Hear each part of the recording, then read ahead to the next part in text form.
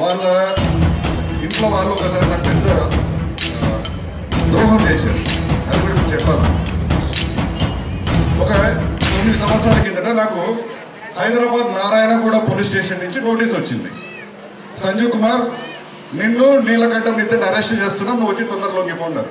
ఓర నీ పాస్టివ్ హైదరాబాద్ నేనే మేరం చేసినారా, నాకెందుకు పంపించినారు? నేను వెంటనే ఇన్స్పెక్టర్ ఫోన్ చేసి అడిగిన. అంటే భారతీ బ్యాంకులో నువ్వు డబ్బులు తీసుకున్నావు, నీ సంతకం ఉంది ఇక్కడ, నువ్వు వచ్చి డబ్బులు కట్టకపోతే నేను అరెస్ట్ చేస్తామన్నారు. నేను స్టన్ అయిపోయిన. భారతీ బ్యాంక్ ఏంటి, హైదరాబాద్ ఏంటి, నారాయణగూడ ఏంటి అని.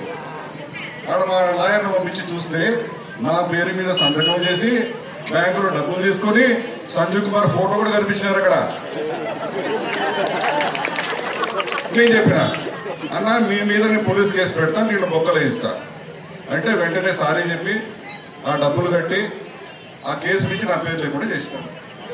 అంటే నేను వాళ్ళ వెంట తిరిగి వాళ్ళకు ఓట్లు ఇచ్చినందుకు నాకు బహుమానం ఏంది, జైల్లో కూర్చోబెడుతున్నాడు. నేను ఎందుకు తిరిగినా? నా కులస్తులు, నేతల కులస్తులు, వాళ్ళకి నేను సహాయం చేయాలా? మా నేతల బతుకులు బాగుపడితేనే కదా నేను చేసింది. కాబట్టి ఇట్లాంటి అన్యాయాలు ఎన్నో ఉన్నాయి చెప్తే మేము అవన్నీ ఎక్కువ చెప్పకూడదు. ఇప్పుడు మీరు దయచేసి అర్థం చేసుకుని.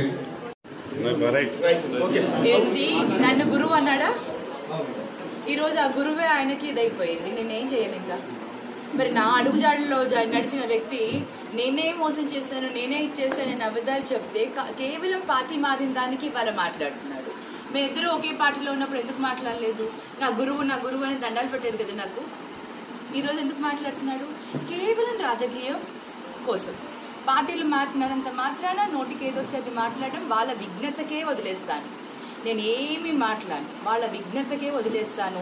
చదువుకున్న వాళ్ళు, సంస్కారం ఉన్నవాళ్ళు, మాట్లాడే పద్ధతి తెలుసుకొని మాట్లాడితే అందరికీ బాగుంటుంది. ఆ విఘ్నత కోల్పోయి మాట్లాడితే I don't know, God only can save everybody.